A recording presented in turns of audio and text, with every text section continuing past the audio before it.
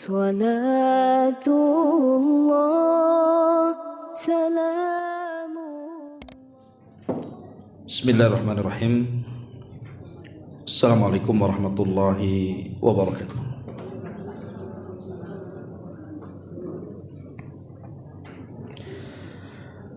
Bihamdillahi wassalatu wassalamu ala rasulillah wa ala alihi wa sahbihi wa mawalah wa la hawla wa la quwata illa billahi wa ba'du.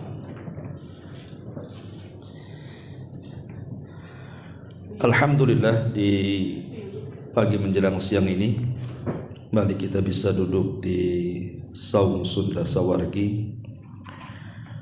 Salawat dan juga salam tak lupa kita hadiahkan kepada Rasul kita Nabi besar Muhammad sallallahu alaihi wa ala alihi wasallam.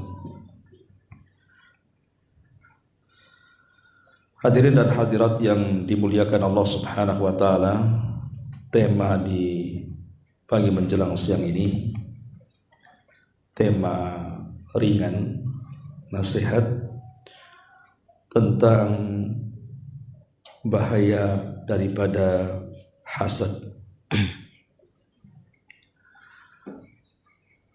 Ma'asyiral muslimin wal muslimat rahimani wa rahimakumullah. Ketika Allah Subhanahu wa taala menciptakan Adam alaihi salatu wassalam, yang sebelumnya Allah Subhanahu wa taala sudah menciptakan malaikat dan juga jin. Itulah makhluk-makhluk yang berakal yang Allah ciptakan. Baru saja Allah Subhanahu wa taala selesai membentuk Adam dari berbagai macam sifat tanah dan juga warna tanah. Tiba-tiba kemudian iblis mendatangi patung Adam yang belum ditiupkan ruh, sebagaimana dijelaskan dalam riwayat Muslim. Jadi iblis kemudian memutar-mutar di badan Adam itu, terkadang masuk dari lubang hidung, keluar dari lubang telinga, dan begitu seterusnya. Kemudian dia mengatakan, saya tahu bahwa makhluk ini sangat lemah. Fa innahu ajwaf, katanya, karena dia makhluk yang berongga, artinya berhajat kepada makan dan minum. Dari sini kemudian Allah Subhanahu wa taala mengumpulkan seluruh makhluk yang ada di langit dari kalangan para malaikat, termasuk iblis di situ, agar mereka sujud kepada Adam. Tentu sujud di sini bukan sujud ibadah, karena tidak boleh sujud ibadah kecuali diberikan kepada Allah. Lalu perintah sujud Allah kepada para malaikat apa? Ada yang mengatakan ini sujud ta'zim, hanya sekedar penghormatan saja. Ada yang mengatakan sujud di sini artinya sujud menjadikan Adam itu kiblat bagi mereka. Seperti kita ini sujud menuju Ka'bah, artinya Ka'bah itu kiblat bagi kita. Ada juga yang mengatakan bahwa sujudnya malaikat bukan kepada jasadnya Adam, tetapi kepada ruh yang dimasukkan ke dalam Adam. Karena Allah Subhanahu wa taala mengatakan, fa idza sawaituhu wa nafakhtu fihi min ruhi faqa'u lahu sajidin. Apabila aku sempurnakan Adam ini, semata-mata ruhku masukkan ke dalam jasadnya, maka sujudlah kalian.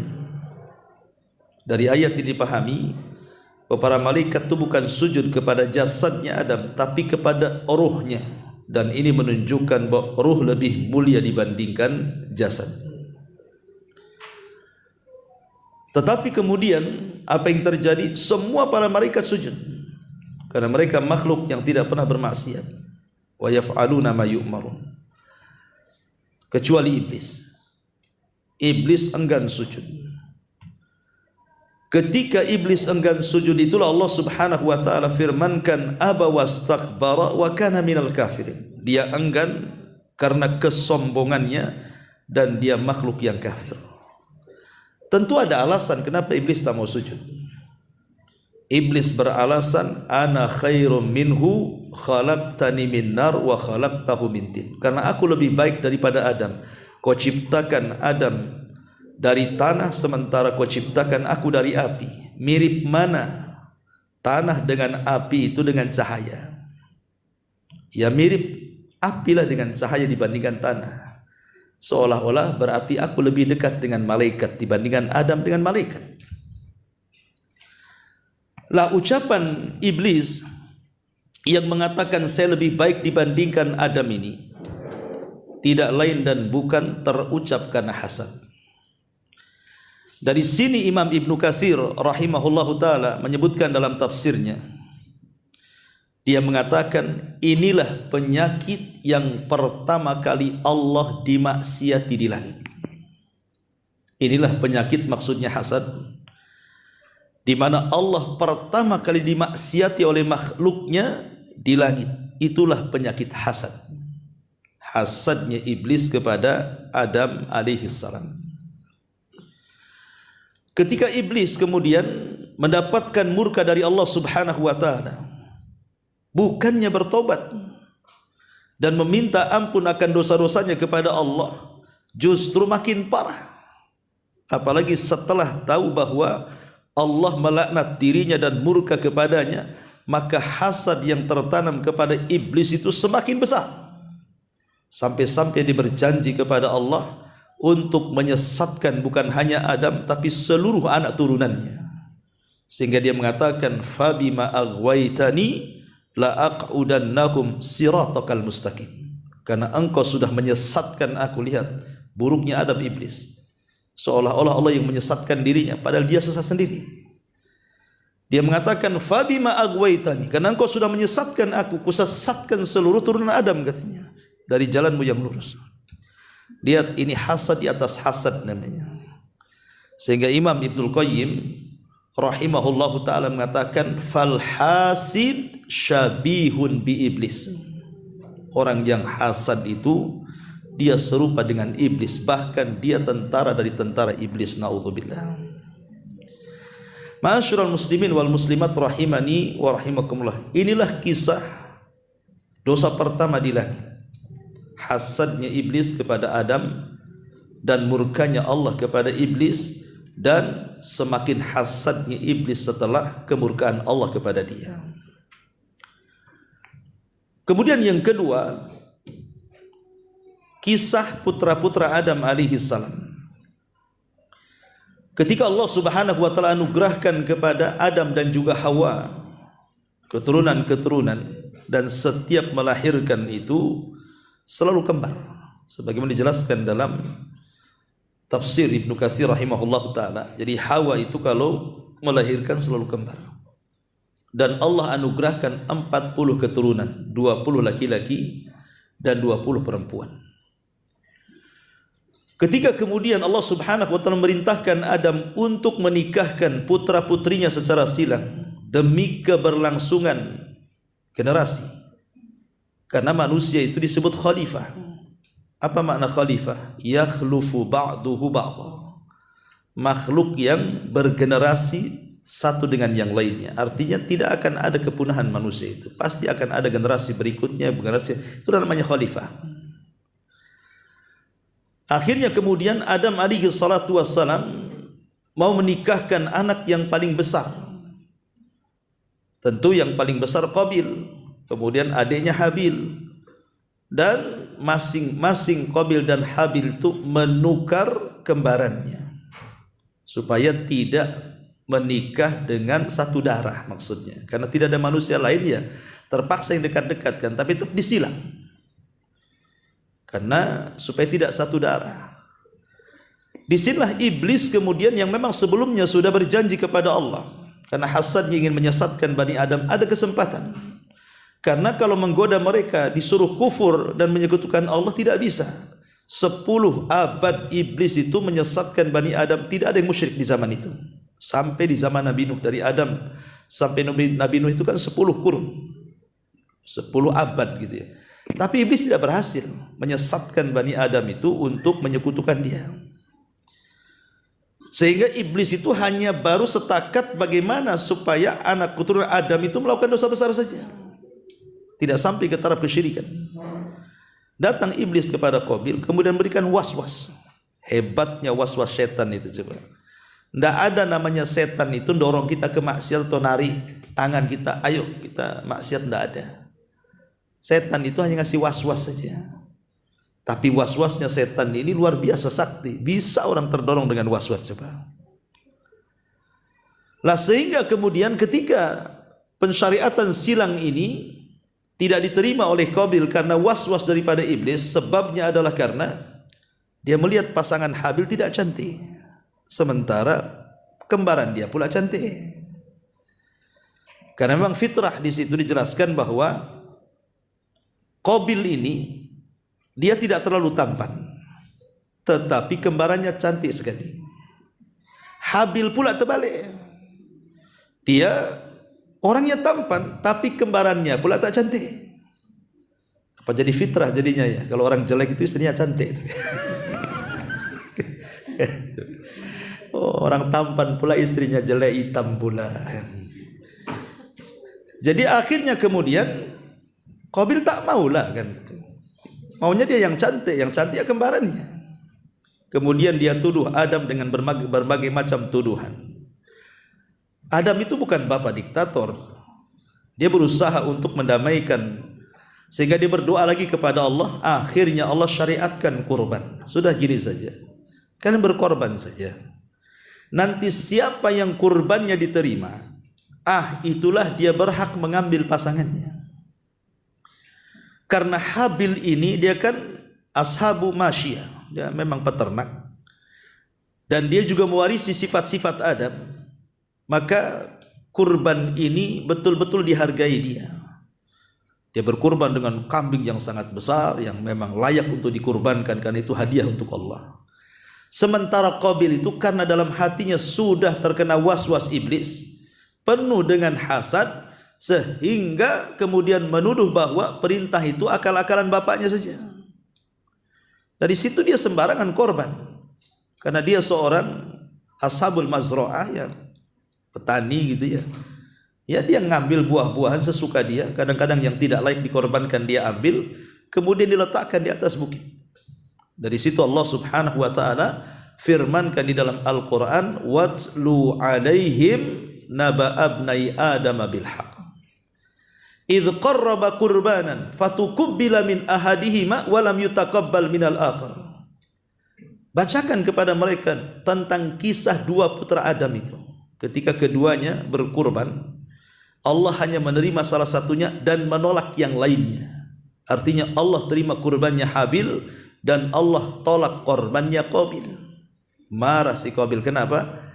Berarti dia berhak mengambil kembarannya, sementara dia tak mau. Karena takut kalau seandainya kembarannya diambil Habil dan dinikahinya, dari situlah kemudian meningkat dari hasad kepada niat pembunuhan. Bahayanya hasad ya. Awalnya hasad, tapi naik dari penyakit hasad kepada niat pembunuhan. Bahkan terang-terangan dia mengatakan kepada Habil, la aqtulannak, saya akan bunuh kamu.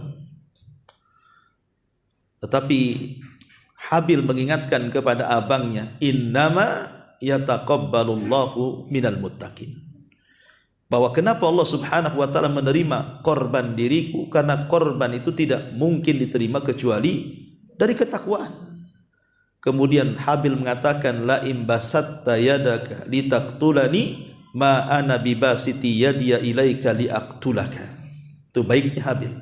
Walaupun kau mengancam aku untuk membunuhku, silahkan saja, tapi aku tidak mungkin membunuh, karena aku ingin kumpulkan dosaku dan dosamu supaya kamu masuk jahanam, katanya. Artinya dari sini lihat bahwa rupanya hasad itu bukan dosa pertama saja di langit, tetapi juga dosa pertama di bumi. Hasad itu dia dosa pertama di langit, dosa pertama pula di bumi, bahkan dengan berakhir dengan pembunuhan. Qabil membunuh Habil. Ma'asyiral muslimin wal muslimat rahimani wa rahimakumullah. Dan hasad juga yang ketiga, rupanya hasad ini memang sifat orang-orang kafir, sifat orang-orang Yahudi, bahkan sifat orang-orang musyrik.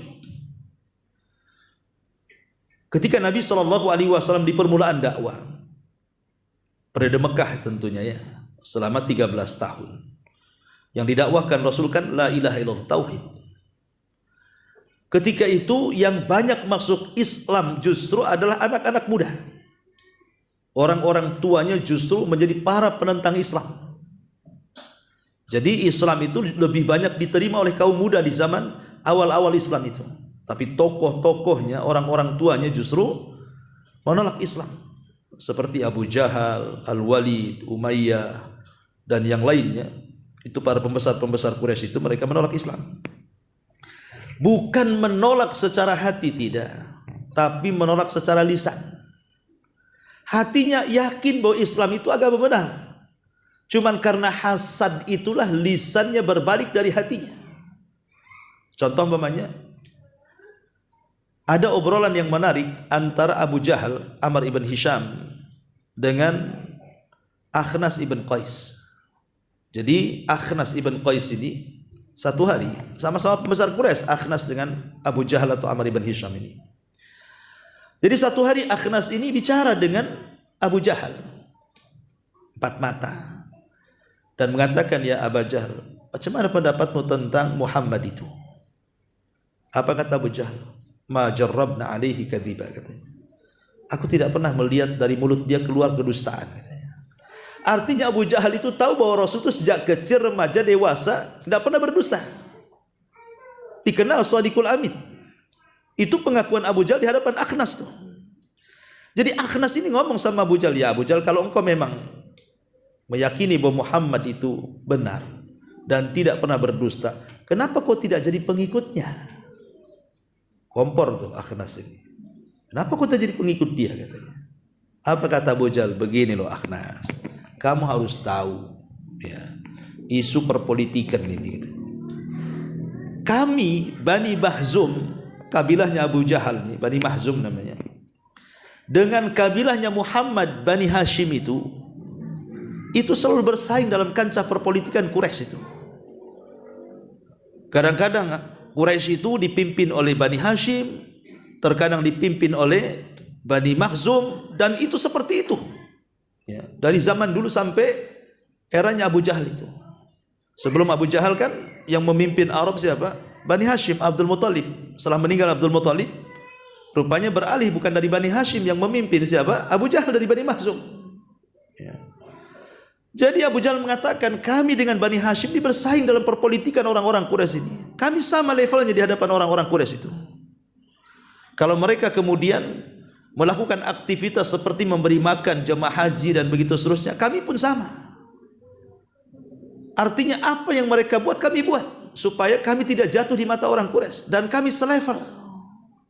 Tiba-tiba orang-orang Bani Hashim mengatakan, lana nabi walastum nabi, katanya. Kami punya nabi, kau tak punya nabi. Apa jawaban kami Bani Mahzum? Kalau kami iyahkan, berarti derajat Bani Hashim lebih tinggi dibandingkan derajat Bani Mahzum. Ya.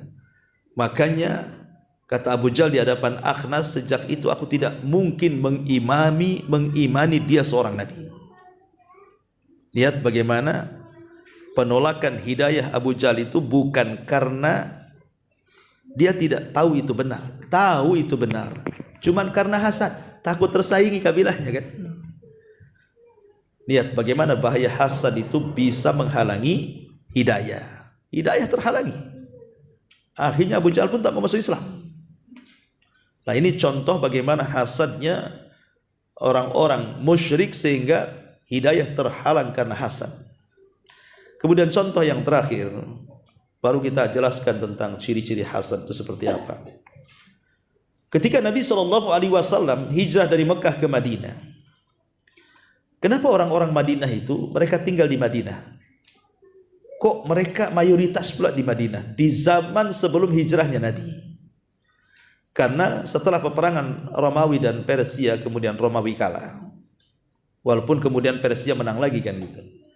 Sempat orang-orang Yahudi itu kan dengan kekalahan Romawi mereka pergi meminta suaka ke daerah-daerah yang berdekatan dengan mereka.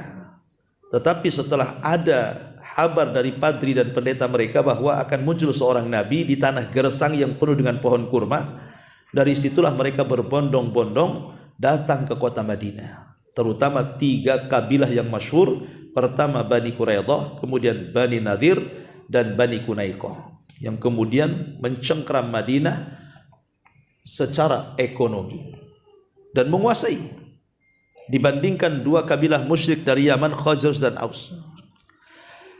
Jadi alasan mereka itu, kenapa mereka tinggal di negeri yang kering kelontang coba? Bukankah orang-orang Yahudi umumnya mencari materi, mencari dunia? Harusnya mereka hijrah ke Yaman atau hijrah ke Syam yang jelas-jelas ekonominya maju di zaman itu kan? Kenapa mereka hijrah ke padang pasir, negeri yang kering kelontang? Susah untuk cari ekonomi di situ. Rupanya ada keyakinan, karena di situ akan muncul seorang nabi. Lah ketika Nabi SAW betul-betul diutus, dan ketika orang-orang Yahudi itu menyaksikan ada keanehan di langit, munculnya bintang Ahmad, dan bintang Ahmad itu salah satu tanda dari tanda-tanda kelahiran seorang nabi, dan itu diketahui orang Yahudi saja. Jadi ketika malam ada bintang Ahmad di langit, maka para padri keluar kemudian mencari tahu ada enggak wanita Yahudi yang melahirkan di malam itu. Rupanya setelah ditanya sana tanya sini, 3 kabilah mengatakan tidak ada satupun wanita yang melahirkan dari wanita-wanita Yahudi Madinah di malam munculnya bintang itu. Mereka kecewa ketika mereka mendengar bahwa di malam bintang itu muncul dari arah Mekah ada orang yang lahir dan melahirkan. Dialah Aminah melahirkan Nabi persis ketika bintang Ahmad muncul. Jadi orang-orang Yahudi itu ketika mendengar bahwa di Mekah ada bayi yang lahir di saat ciri-ciri seorang Nabi itu muncul, mereka menangis. Kemudian mereka berteriak-teriak dan mengatakan, laqad dhahabat nubuwatu Bani Israel wantaqalat nubuwatuhu ala Bani Ismail.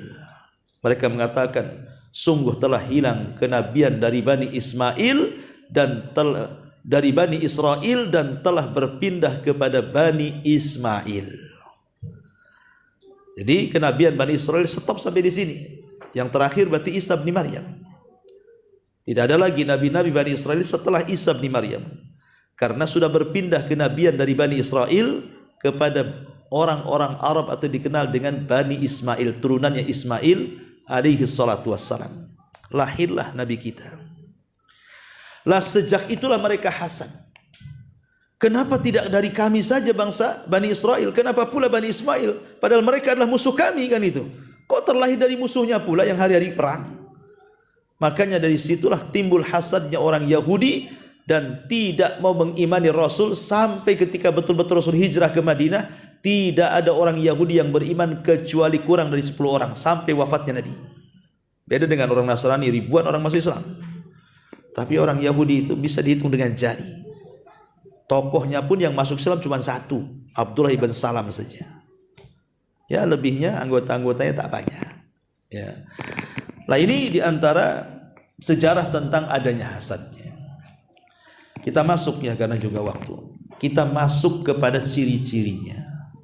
Ingat di sini ada ciri-ciri yang dikatakan para ulama kalau ada pada diri kita, berarti kita ada hasad di dalamnya.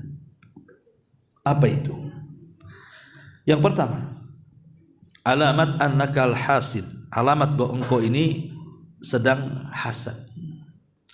Dan perlu diketahui ya, sebelum saya sebutkan alamat ini, setiap manusia, saya, antum, ibu-ibu atau siapapun, di dalam hati kita ini punya hasad. Tidak ada manusia yang tidak punya hasad. Semua manusia punya hasad. Tidak orang awam, tidak ada orang alim. Tidak ahli maksiat, tidak ahli ibadah. Semua terkena hasad. Dalam tubuh setiap manusia itu ada hasad. Tetapi orang baik, dia akan menyembunyikan hasadnya. Tapi orang jahat, dia akan menampakkannya. Itulah yang kita disuruh berlindung kepada hasad, seperti kita berlindung kepada syaitan ketika hasad itu ditampakkan. Qul a'udzu birabbil falaq min syarri ma khalaq, wa min syarri ghasiqin idza waqab, wa min syarri nafatsati fil 'uqad, wa min syarri hasidin idza hasad. Dan kita berlindung dari keburukan orang hasad ketika dia menampakkan hasadnya. Artinya hasad itu tidak akan memadaratkan kalau kita sembunyikan. Karena Al-Karim yukhfi, orang yang baik pasti akan menyembunyikan. Tetapi wasayyi yubdi, orang yang buruk pasti akan menampakkan hasad itu. Di antara alamat hasad itu yang pertama, al-haznu bi farakhil akhar. Al-haznu bi farakhil ukhra. Jadi orang yang hazan itu artinya sedih. Karena bi farakhil akharin, karena senangnya orang lain. Jadi kalau orang lain itu diberikan nikmat oleh Allah, mungkin dia bisa beli rumah, mungkin dia bisa beli kendaraan, mungkin dia bisa menyelesaikan sekolahnya, mungkin dia bisa beli kebun, beli perhiasan, beli tas, beli pakaian, macam-macam lah dari kehidupan dunia ini. Tiba-tiba kita pula yang sedih. Kenapalah tetangga itu bisa bangun rumah katanya. Emang urusan rumah tetangga dengan kita apa kan? Apa dia pinjam uang kita tak bayar? Kan enggak juga. Ya. Ada orang-orang yang sedih, kenapa dia bisa aku tidak? Kenapa dia bisa beli mobil aku tidak? Sedih. Nah, ini kalau ada perasaan sedih melihat kesenangan orang, hati-hati itu. Itu ada hasad yang sedang ditampakkan tuh. Ya, jangan sedih kalau ada kawannya kemudian mendapatkan dunia. Justru harusnya kita mendoakan berkah. Allahumma barik lahu fi rizkihi. Ya Allah, berkahi dia dengan rizkinya, tapi berikan juga rizki kepadaku ya Allah jauh lebih baik daripada rizki dia. Harusnya begitu. Ya. Jadi ini yang pertama ya, singkat-singkat saja. Yang kedua, al-ghiratu wa intiqamu 'alal akharin. Cemburu berat. Kemudian ada keinginan untuk balas dendam. Ya, awas saja. Dia bangun rumah itu dari mana dia dapat duit itu? Nanti saya cari-cari informasi katanya.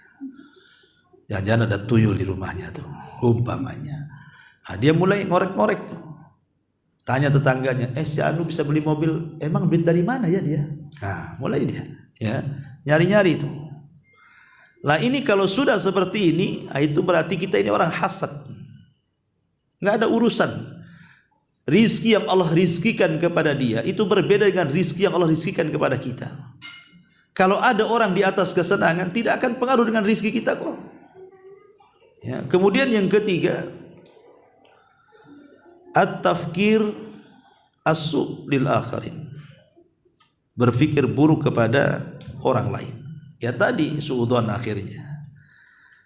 Kok bisa tukang ojek, kok bisa mobil motornya kok bisa yang bagus gitu kan? Berapa emang dia perharinya? Nah, mulai dia, ya. Kok bisa itu loh bahasanya.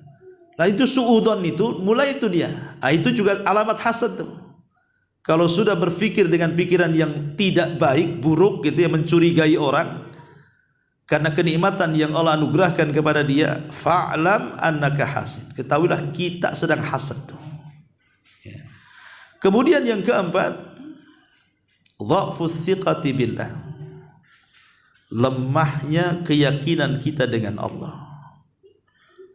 Ketika kemudian kita melihat nikmat yang Allah anugerahkan kepada orang, kita enggak yakin dengan diri sendiri bahwa rezeki itu sudah ditentukan untuk kita. Lemah. Ya. Sehingga akhirnya setiap hari membicarakan nikmat orang saja. Padahal dia bisa seperti dia loh kalau mau berusaha. Betapa banyak orang-orang yang sukses itu karena keyakinan dia kepada Allah. Aku juga bisa kok seperti dia. Emang dia aja yang bisa, aku juga bisa. Kuat dia keyakinannya kan. Sehingga semangat dia. Kemudian yang kelima, al-qalaqu bi nafsihi li'anna al-hasid fihi nar fi qalbihi. Hatinya kolak, bingung, stres. Ya. Kenapa? Karena biasanya orang yang hasad itu hati dia sedang terbakar. Hati orang yang hasad itu sedang terbakar. Karena sedang terbakar itu akhirnya dia bingung, stres gitu, melihat kekayaan orang, nikmat orang itu jadi nggak tenang dia. Kemudian juga yang keenam, asy'uru ala dha'fi nafsihi amamal akharin. Dia merasa dia lemah di hadapan orang lain. Merasa lemah di hadapan orang lain, tidak percaya diri. Itu orang hasad tuh. Hati-hati. Termasuk asy'ur bil farahi bidararin aw musab lil akharin. Ataupun dia merasa senang kalau ada orang lain terkena musibah. Umpamanya ada tetangga kebakaran rumahnya, atau mungkin terjadi perceraian, cekcok gitu ya, atau mungkin kerampokan, atau apalah musibahnya. Kita kok enak, senang gitu. Ini yang saya cari-cari ini. Ini saya tunggu-tunggu. Kapok dia. Kan ada orang kena musibah malah kemudian kita ngapok-ngapokin orang itu. Berarti ada hasadnya. Ada hasadnya. Maka jangan sampai kemudian kita merasa senang karena madarat yang menimpa orang lain. Kemudian yang nomor 8, khubthun nafsi minal bukhli was. Biasanya buruk jiwanya, lahirlah sifat-sifat bakhil dan kikir. Orang hasad itu identik dengan bakhil, identik dengan kikir. Tidak bisa dipisahkan antara hasad dengan bakhil ini. Ya, maka biasanya kalau kita sudah mulai bakhil, kikir karena ingin menyaingi orang lain, maka ini bagian daripada hasad. Kemudian yang ke-9, tunshirul fitana bainal akharin. Orang yang hasad itu nih suka menyebar-nyebarkan fitnah atau mencari-cari aurat saudaranya. Dia akan menyebar fitnah dia. Umpamanya ketika ada saudara kita mendapatkan nikmat itu, kita sebar fitnah. Itu wajar, itu kaya, itu korupsi itu katanya. Mulai dia ya nyebar-nyebar fitnah. Sebenarnya kan gak ada urusan. Seandainya pun dia korupsi, seandainya pun dia maling, dia nyolong, itu urusan dia kan. Gak ada urusan, pertanggungjawaban dia dengan Allah. Gak ada urusan dengan kita, karena kita kan tidak dirugikan dengan dia. Kecuali kalau uang kita yang dicuri dia lah, atau kekayaan kita diambil dia, lain ceritanya. Dan kadang-kadang kita gak ada hubungan dengan orang itu. Tiba-tiba kita menyebar fitnah, menyebar hoax dan yang sebagai, apalagi sampai kemudian tatabbu tadi, mencari-cari auratnya orang. Kemudian juga yang nomor 10, la yu'minu bil qadari wa qada'i. Biasanya orang hasad itu karena tidak yakin dengan takdir dan putusan Allah. Kenapa si anu ini kok kaya, kenapa saya miskin? Kenapa si anu sehat, kenapa saya sakit-sakit terus? Kenapa si anu sukses, kenapa saya kok tak sukses? Kenapa ya Allah? Akhirnya mulai dia ragu dengan takdir itu. Karena orang hasad itu hakikatnya menolak takdir. Sehingga dia berangan-angan ingin menghilangkan nikmat orang dan berpindah kepada dia. Kemudian yang nomor 11, la yubarak lil akharin fil rizki. Tidak pernah mendoakan berkah kepada orang lain ketika mendapatkan rizki. Makanya harusnya kita katakan kalau ada saudara kita mendapatkan rizki, kita katakan ya Allah berkahi rizki dia dan berikanlah rizki kepadaku yang jauh lebih baik daripada yang engkau rizkikan kepada dia. Harusnya begitu doanya. Jadi kalau seandainya ada saudara kita beli kendaraan, mobil atau buat rumah, maka kita katakan ya Allah semoga mobil dia diberkahi. Tetapi ya Allah berikan jugalah mobil kepadaku yang lebih baik dibandingkan mobil dia. Gitu harusnya doanya. Ya, bukan malah hasad nggak pengaruh rizki sama sekali. Tapi kalau doa itu mempengaruhi rizki, karena yang bisa menolak takdir itu adalah doa. Nah, makanya harusnya sering-sering mendoakan berkah kepada saudaranya. Kemudian juga yang nomor 12, asyakwatu wala yashkur ala nikmatillah. Banyak mengeluh dan tidak pernah bersyukur akan nikmat Allah. Ini ciri-ciri orang hasad. Banyak kali keluhannya. Dan itu banyak orang suka ngeluh tuh kan. Kemudian juga tidak mau bersyukur dengan nikmat yang ada. Akhirnya kurang qanaah.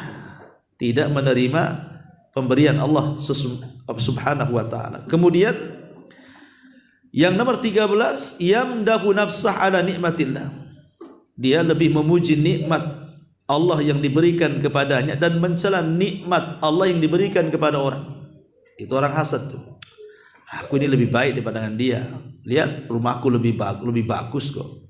Dia catnya aja kurang menarik. Lihat halaman saya, rumahnya luas, itu loh sempit, susah kali. Jadi dia membanggakan kepada dirinya, tapi mencela nikmat orang. Maka ini tanda kita ada hasad. Kemudian ad-du'a 'alal akharina bisu, mendoakan orang lain dengan keburukan. Itu orang hasad, ciri orang hasad itu suka mendoakan saudaranya dengan keburukan. Dan yang 15, biasanya orang hasad itu kalau sudah mulai talabur rizqil haram, dia sudah tidak membeda-bedakan mana rizki yang halal, mana rizki yang haram, diambil saja karena dia mau setara dengan orang. Karena begini, ikhwatul fillah muliakan Allah azza wa jalla, hasad ini kan ada tingkatan-tingkatannya ya. Tentu tingkatan yang paling tinggi adalah seseorang itu berkeinginan nikmat yang ada pada orang lain itu hilang sama sekali, walaupun tidak berpindah kepada dia. Yang penting hancur hidupnya. Orang kalau berangan-angan supaya orang lain hancur hidupnya, kenikmatannya hilang, walaupun tidak ada keinginan berpindah kepada dia, nggak apa-apa, yang penting hancur saja. Ini tingkatan hasad paling tinggi. Kalau kita dalam hati ini mengatakan, kapanlah orang itu bankrupt, bangkrut gitu ya, kok usahanya kok lancar jaya saja, kok bentang-bentang tikar, saya kok tikar aja tak pernah dibentang-bentang. Jadi ada orang yang kemudian dia ingin pokoknya usaha orang mati ya, rumah tangganya hancur, kena musibah, pokoknya pengen sekali kalau orang lain itu terkena itu semua. Memang dia tidak ada keinginan supaya pindah kepada dia, tidak masalah nggak pindah pun, tapi yang penting hancur ya Allah katanya. Ini hasad yang paling tinggi. Yang kedua, berkeinginan supaya nikmat orang lain itu hancur dan berpindah kepada dia. Berpindah kepada dia. Seperti mamanya kan banyak terjadi di perusahaan-perusahaan atau di instansi-instansi pemerintah yang sikat-sikut sana sini supaya jabatannya diturunkan, dia pula yang menjabat di situ. Kan banyak yang seperti itu. Ya, ini hasad. Ya.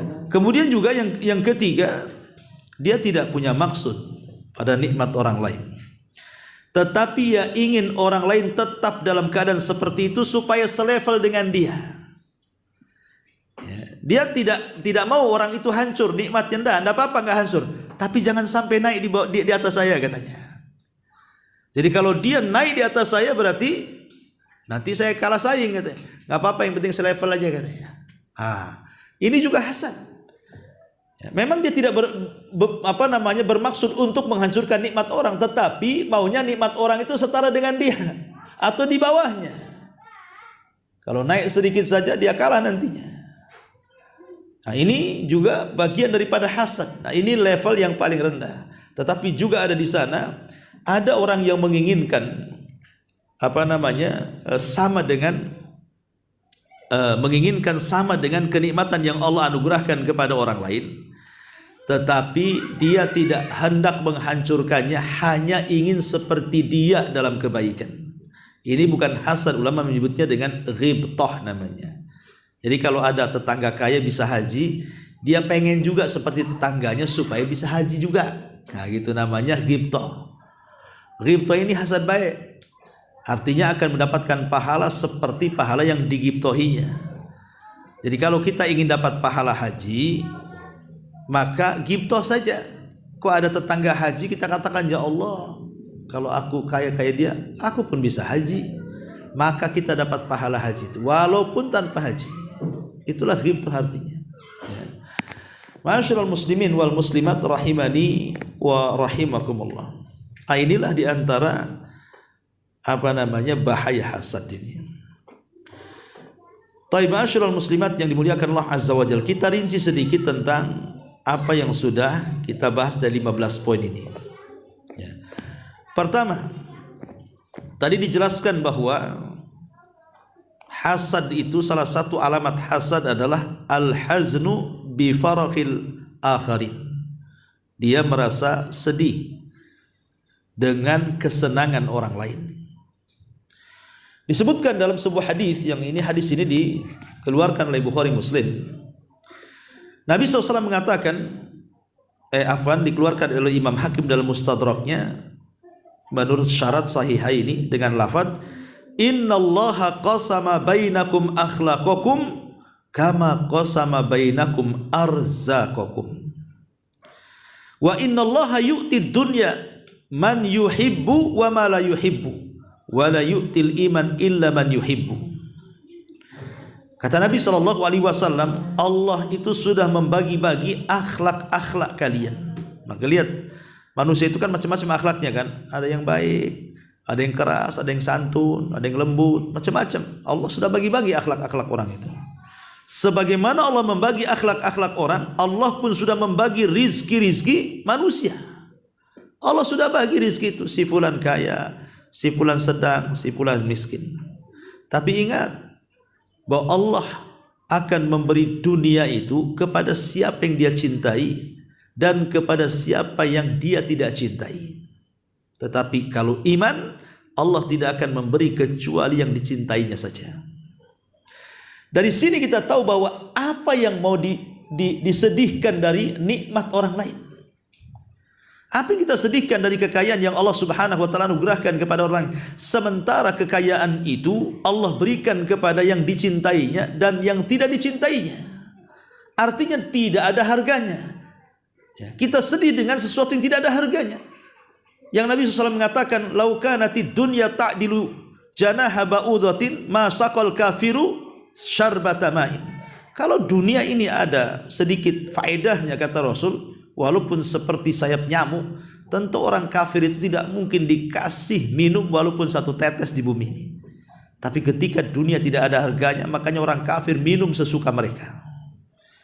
Jadi merasa sedih dengan sesuatu yang tidak ada harganya ini untuk apa? Itu maksudnya ya. Ini yang pertama. Kemudian yang kedua, di sini al-ghiratu wa intiqamu 'alal akharin.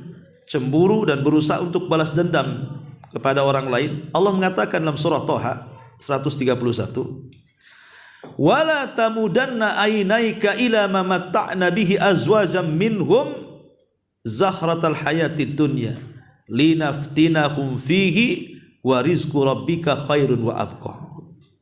Dan janganlah kamu tunjukkan kedua matamu kepada apa yang telah kami berikan kepada golongan-golongan dari mereka sebagai bunga kehidupan dunia untuk kami coba mereka dengannya, dan karunia Allah itu jauh lebih baik dan lebih kekal. Ya. Kenapa orang itu kemudian ingin membalas, ingin menghancurkan bisnis orang, ingin menghancurkan usaha orang, ingin menghancurkan karir orang gitu kan? Karena hasadnya kan begitu. Itu karena kita terlampau cinta dengan dunia. Cinta dunia itu akhirnya apa? Timbul hasad di sini. Makanya dia berusaha untuk menghancurkan saingannya. Makanya Allah katakan wala tamudanna ainaika ila ma matta'na bihi azwajan minhunna zuhratal hayatid dunya. Dan janganlah kamu tunjukkan kedua matamu kepada apa yang telah kami berikan kenikmatan kepada golongan-golongan itu. Dari sini Rasul membuat satu kaidah supaya kita tidak hasad dan selalu bersyukur dengan nikmat. Jangan pernah melihat ke atas, lihat ke bawah. Kata Rasul kan begitu. Ungduru ila man huwa asfala minkum wa la tanduru ila man huwa fawqakum fa huwa ajdar alla tajra nikmatallahi alaikum. Lihat ke bawah, jangan lihat ke atas. Kata Syekh Abdurrahman As-Sa'di di dalam kitabnya Bahjatul Abrar, Bahjah Al-Qulubil Abrar, dia mengatakan maksudnya kaidah ini berlaku pada urusan dunia, bukan pada urusan akhirat. Jadi kaidah sabda Rasul lihat ke bawah jangan lihat ke atas itu maksudnya dalam urusan dunia, bukan dalam urusan akhirat. Kalau dalam urusan akhirat harus pandang ke atas, jangan pandang ke bawah. Contoh pamannya, ibu sholat sehari 1 kali saja, sholat duhur. Kemudian tetangga sama sekali tak sholat. Ibu katakan, yang masih mending aku sholat lah walaupun duhur aja katanya. Tetangga tak sholat katanya. Kalau itu jadi kaedahnya, selamanya akan sholat duhur aja, asar nggak akan sholat ya, karena masih memandang tetangganya tidak sholat. Nanti kalau tetangganya mulai sholat maghrib, baru dia tingkatkan sholat isya. Masih mending aku 2 kali sholat, si anu 1 katanya. Jadi kapan meningkatnya? Harusnya kepada urusan agama itu melihat ke atas. Si anu sholat 5 waktu, aku cuma 1 waktu. Macam mana aku? Kok cuma 1 waktu? Aku pun bisa lah seperti dia. Itu harusnya melihat ke atas. Kalau urusan akhirat ya. Atau contoh lain pamannya, kita sedekah, pamannya sedekah 100.000, si anu sedekah 10.000. Masih mending aku lah 100 katanya, si anu 10 katanya. Nanti kalau seandainya si anu mulai ditingkatkan ke 100, baru dia naikkan tuh 110.000. Masih mending lah 110.000, si anu 100 saja katanya. Lah ini enggak bisa seperti itu urusan akhirat, karena tidak akan meningkat. Jadi kaedah hadis ini berlaku dalam urusan dunia. Dalam urusan dunia jangan pernah melihat ke atas, tapi lihat ke bawah supaya lebih bersyukur gitu maksudnya. Jadi kalau ada orang punya rumah, kemudian masih bisa tidur di situ walaupun buruk-buruk rumahnya, masih mengucapkan alhamdulillah, si anu itu masih ngontrak. Yang ngontrak alhamdulillah, si anu di kolong jembatan. Dan begitu seterusnya. Kalau kita sehat, alhamdulillah kita sehat. Si anu sakit, kata orang sakit, alhamdulillah sakit saya itu masih pilek-pilek aja, si anu setruk. Kata orang setruk, alhamdulillah masih setruk, si anu mati kemarin. Ya kan? Makin bersyukur tuh kalau lihat ke bawah tuh. Lah inilah kemudian yang bisa meredam hasad yang kedua, supaya kita tidak balas dendam dengan orang. Apa hubungan kita balas dendam coba? Emang kita disakiti, diambil hartanya? Kan tidak kan? Jadi ini harus dipahami. Kemudian yang ketiga, memikirkan buruk terhadap orang lain. Kita tahu pemikiran buruk itu tidak lain berasal dari setan. Kan itu was-was kan. Orang kalau sudah pikiran buruk berarti ada setan di kepalanya, atau diwaswasi setan di kepalanya. Maka kalau sudah terpikir seperti ini, kita harus cepat-cepat ta'awudz, berlindung kepada Allah dari keburukan setan. Makanya Allah mengatakan, Qul a'udzu birabbil falaq min syarri ma khalaq wa min syarri ghasikin idza waqab wa min syarri an-naffatsati fil 'uqad wa min syarri hasidin idza hasad. Segera kita berlindung kepada Allah dengan membaca suratul Falaq. Ini kalau kita sudah mulai di kepala kita ini memikirkan keburukan kepada orang lain, segera baca surah Al-Falaq ini. Kemudian yang nomor 4 tadi, dha'fu thiqatin billah. Dia lemah kepercayaan dia kepada Allah Subhanahu wa taala. Maka cara menghilangkannya jangan bersuudzon, tapi tanamkan husnudzon kepada orang. Oh dia kaya, wajarlah, mungkin dia punya usaha yang kita tidak tahu. Atau mungkin ada orang kaya kasihan dengan dia ngasih uang. Atau mungkin dia baru kejatuhan durian kepalanya. Ya, macam-macam kan. Kita harusnya kan mendahulukan husnudzon ya, sebelum kita suudzon. Karena seorang muslim itu harus banyak memberikan uzur kepada saudaranya. Memberikan uzur supaya tenang hidupnya. Kemudian juga al-qalaq bi nafsihi li anna al-hasid fihi an-nar fi qalbi. Orang yang hasad ini dia ya tadi kadang-kadang panas hatinya, terbakar hatinya. Kenapa si anu bisa? Kenapa kok si anu punya? Kenapa si anu sukses? Kenapa si anu? Panas hatinya tuh. Maka supaya tidak panas, maka orang yang seperti ini harus banyak-banyak zikir. Karena Allah mengatakan, ala bi dzikrillahi tatmainnul qulub. Banyak zikir supaya tenang hatinya, jernih hatinya, dingin hatinya ya. Kemudian juga yang ke-6, merasa lemah di hadapan orang. Ya, itu juga tanda hasad juga. Merasa lemah di hadapan orang itu. Enggak boleh kita merasa lemah di hadapan orang. Karena bagaimanapun di mata Allah manusia itu sama saja. Kita ini manusia dan turunan Adam. Selama kita turunan Adam, maka Allah mengatakan walaqad karramna bani Adam wa hamalnahum fil barri wal bahri wa razaqnahum minat thayyibati wa faddalnahum ala katsirin mimman khalaqna tafdila. Kami telah memuliakan anak cucu Adam. Kami angkut mereka di daratan dan di lautan, dan kami berikan rizki dari yang baik-baik, dan kami lebihkan mereka di atas kebanyakan makhluk yang kau ciptakan dengan kelebihan yang sempurna. Jadi tidak perlu kemudian kita merasa rendah di hadapan orang. Ya, kadang-kadang kita ini mudah kemudian tanazul, menghinakan di depan orang. Karena dia orang kaya, dia pejabat, kayaknya kita ini tunduk-tunduk, runduk-runduk, ruku-ruku. Tidak perlu, dia manusia, kita juga manusia. Itu ciri orang hasan justru. Ya. Ini yang selanjutnya. Kemudian syu'ur bil farahi bidararin akharin. Dia merasa senang ketika ada musibah yang menimpa orang lain. Musibah yang menimpa orang lain. Disebutkan dalam sebuah hadis, anna rajulan jaa ila Nabi sallallahu alaihi wasallam, ada seorang laki-laki datang kepada Rasul. Kemudian dia mengatakan, ya Rasulullah, ayyun nasi ahabbu ilallah. Rasul, manusia yang paling dicintai Allah itu siapa? Wa ayyul a'mali ahabbu ilallah. Amalan yang paling dicintai Allah itu amalan apa?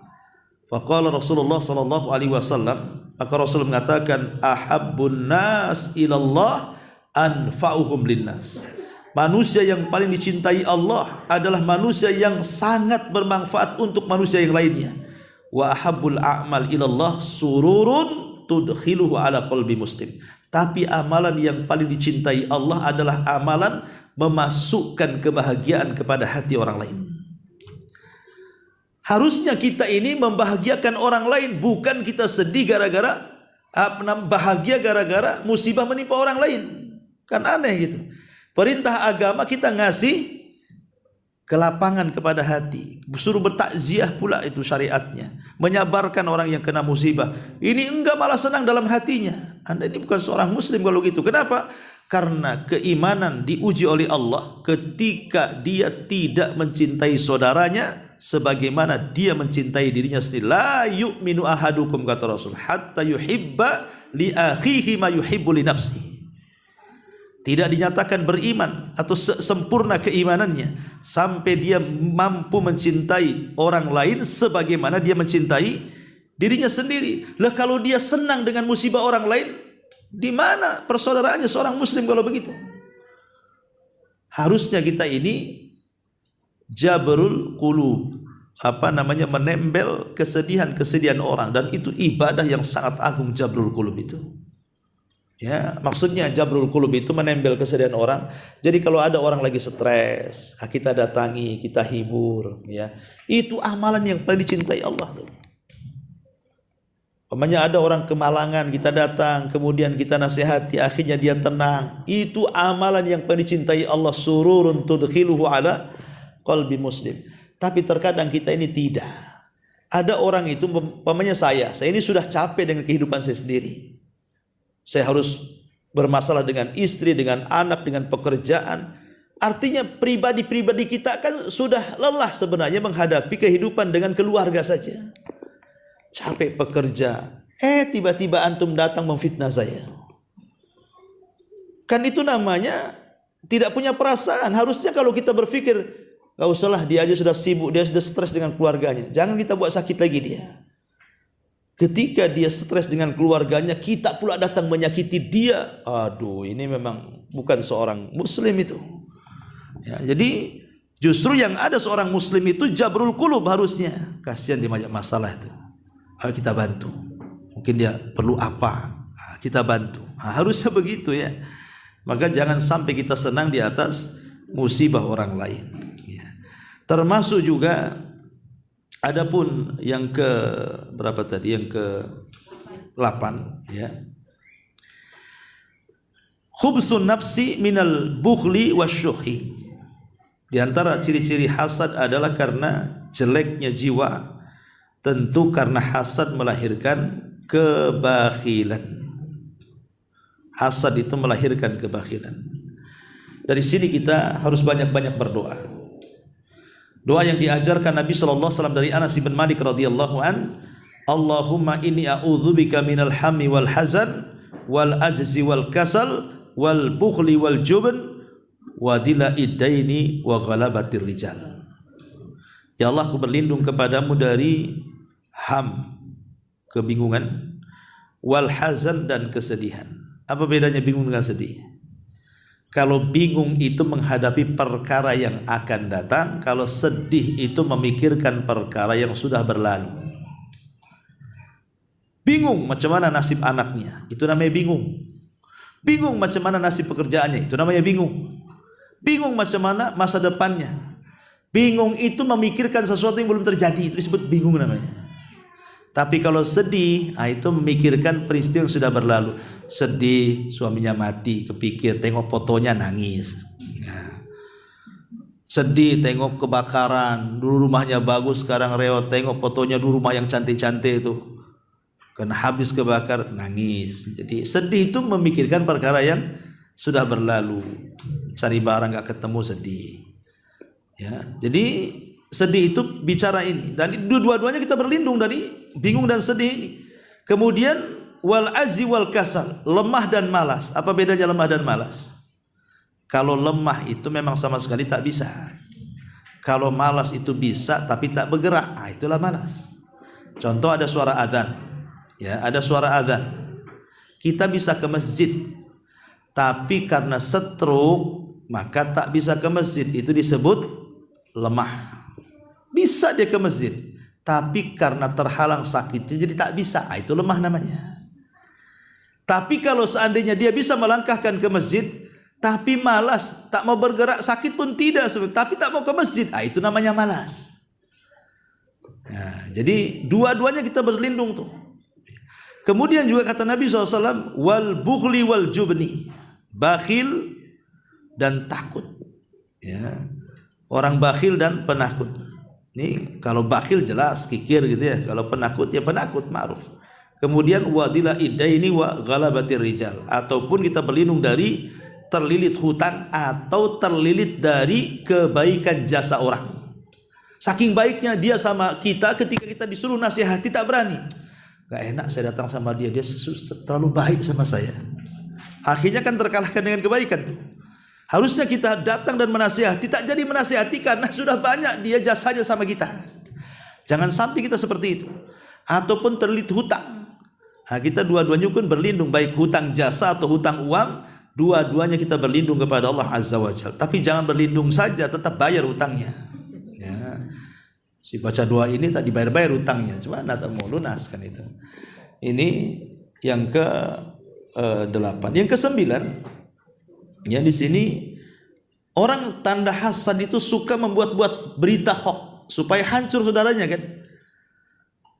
Terutama di musim-musim kampanye nih. Hati-hati tuh tim sukses itu. Itu orang hasad itu, buang-buang fitnah supaya dia tak jadi, biar calon saya jadi kan. Padahal setelah calonnya jadi, dia pun yang tim sukses ini gak dapat apa-apa juga dia. Apa dia dapat? Jatah dari mana dia dapat coba? Kadang-kadang kita ini orang bawahan aneh gitu. Kita bela-bela. Tapi setelah mereka jadi, dilirik pun tidak kita. Nah, tapi kita sudah terbawa hasad orang itu. Menyebarkan hoax kemana-mana kan. Menjatuhkan lawannya supaya dia naik. Nah, Allah Subhanahu wa ta'ala berfirman dalam surah Nur ayat 19 itu, innal ladzina yuhibbuna an tashi'al fahishah fil ladzina amanu lahum adzabun alim. Sesungguhnya orang-orang yang ingin agar perbuatan yang sangat keji atau berita bohong itu tersiar dari kalangan orang-orang yang beriman, maka lahum adzabun alim fid dunya wal akhirah. Bagi mereka azab yang pedih di dunia dan di akhirat. Ya, dan sangat dilarang dalam Islam itu tatabbu auratal muslim, mencari-cari aurat atau tajassus aurat muslim itu tidak boleh. Ini yang dalil yang ke-9. Yang ke-10, orang yang hasad itu tidak yakin dengan takdir. Ya. Dari sini orang yang hasad itu perlu qanaah. Cobalah dia qanaah, redha dengan pemberian. Kalau orang redha dengan pemberian Allah itu pasti tenang hidupnya, ikhwan.